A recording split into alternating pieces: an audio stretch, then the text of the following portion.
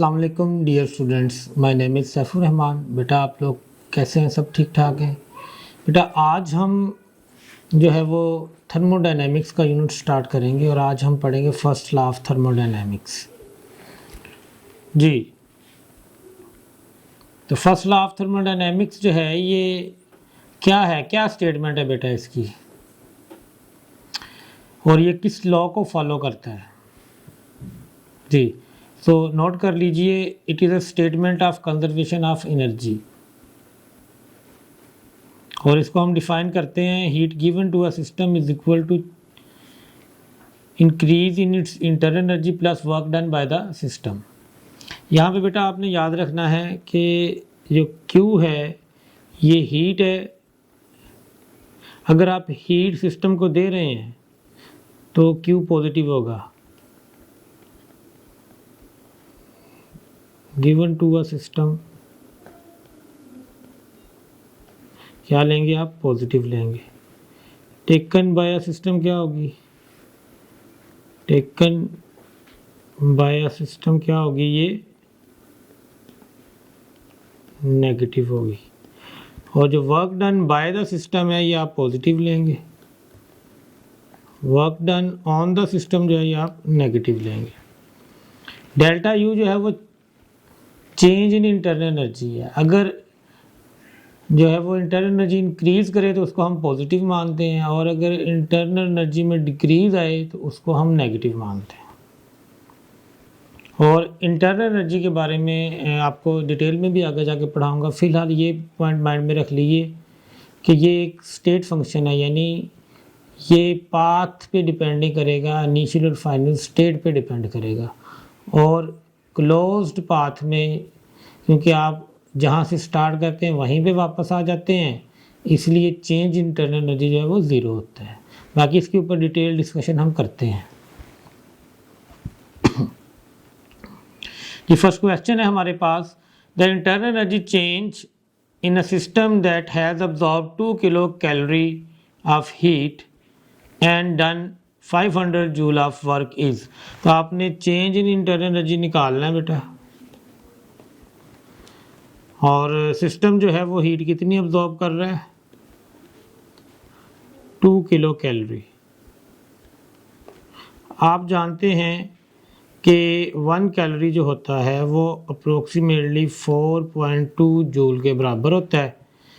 तो आप इसको जूल्स में कन्वर्ट कर लें, क्यों कितना हो जाएगा? 2 इंटू 10⁻³ इंटू 4.2 जूल हो जाएगा। तो ये आपके पास Q कितना आ गया? 2 इंटू 4.2 करेंगे तो 8.4 इंटू 10⁻³ जूल बन गया, और Q की वैल्यू आपके पास आ गई 8400 जूल। वर्क डन कितना किया सिस्टम ने? 500 जूल।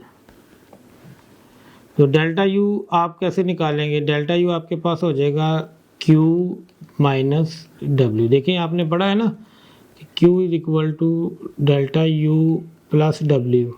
तो W को इधर लेके जाएंगे तो Q में से माइनस होगा। तो डेल्टा यू आपके पास क्या आ रहा है? Q की वैल्यू क्या है? 8400 माइनस W कितने हैं जी? 500। डेल्टा यू कितना आ गया आपके पास? 7900 जूल। 7900 जूल जो है वो इंटरनल एनर्जी में चेंज आएगा। डेल्टा ऑप्शन आना चाहिए जी हमारे पास। यस, बस आपने साइंस का ख्याल रखना है कि ऑन द सिस्टम है वर्क डन या बाय द सिस्टम है, heat released by the system है या heat absorbed bye the system है। ये दो चीज़ें आपने माइंड में रख लेनी है, क्वेश्चन होते जाएंगे आपके। If Q, E and W denote respectively the heat added, change in internal energy and work done in a closed cycle,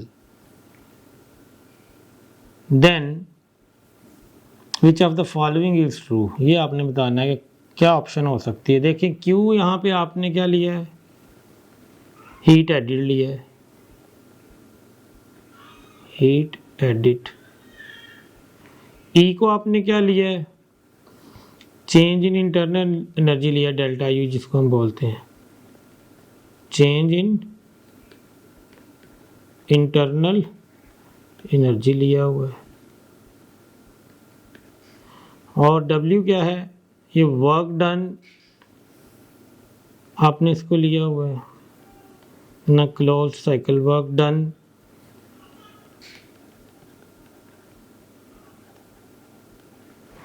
जी, तो क्लोज्ड साइकिल आप देखें वर्ड आपके पास है, क्लोज्ड साइक्लिक प्रोसेस में आप जिस जो है वो इनिशियल पोजीशन से शुरू होंगे वहीं पे आप वापस आ जाएंगे। क्लोज पाथ में यही होगा ना, आपने जहाँ से स्टार्ट लिया आप घूम फिर के वहीं पे वापस आ गए, तो आपकी इनिशियल स्टेट या आपकी क्या हो जाएगी, फाइनल स्टेट।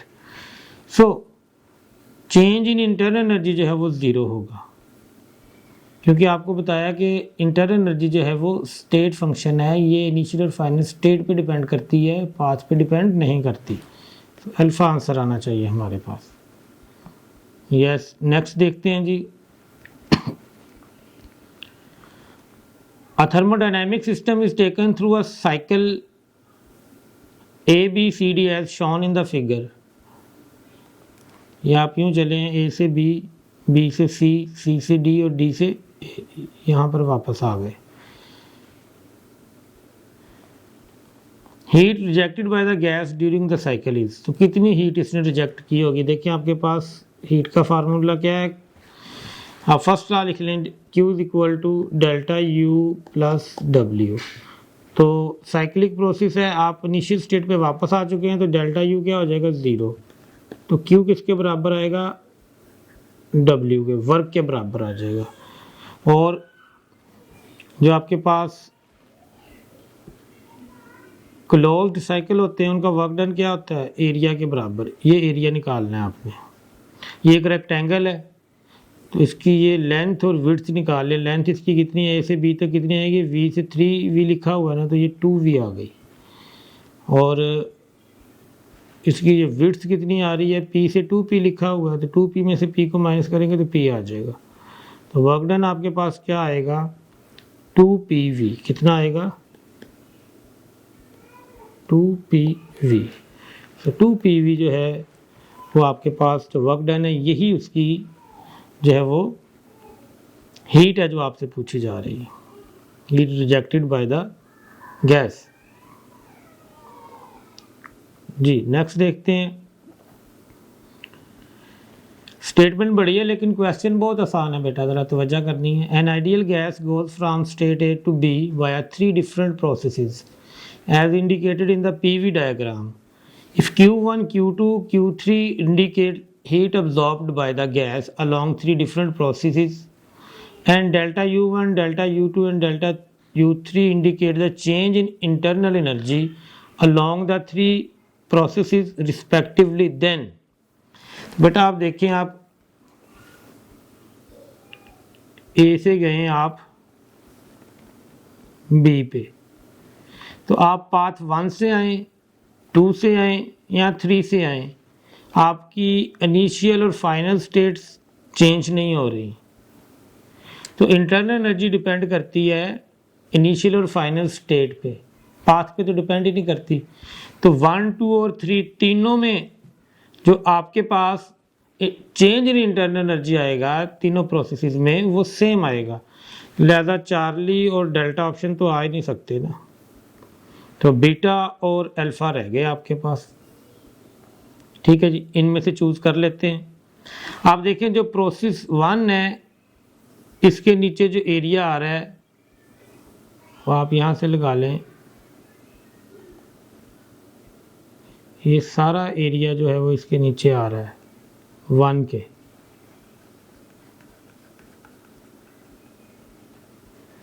ठीक है जी, कोई कैलकुलेशन नहीं करेंगे। जो प्रोसेस 2 है, इसके नीचे ये वाला एरिया आ रहा है जो मैं ब्लू शेडेड कर रहा हूँ, यानी 1 से कम है। जो प्रोसेस 3 है उसके अंडर ये वाला एरिया आ रहा है जो उससे भी कम है। तो देखिए आपके पास फर्स्ट लॉ ऑफ थर्मोडायनेमिक्स क्या है, W is equal to Q plus delta U। Delta U तो सबका सेम है, ठीक है, डेल्टा U तो सब में सेम है। सो जिसमें वर्क डन ज़्यादा होगा उसमें हीट ज़्यादा अब्जॉर्ब हुई होगी। वर्क डन आप निकाल लें, वो क्यू आप कह लेंगे जो आपके पास 1 है उसका ज़्यादा 2 से, 2 का 3 से, तो आप कहेंगे Q1 is greater than Q2 is greater than Q3। बहुत आसान है, कैलकुलेशन करने की ज़रूरत नहीं है आपको।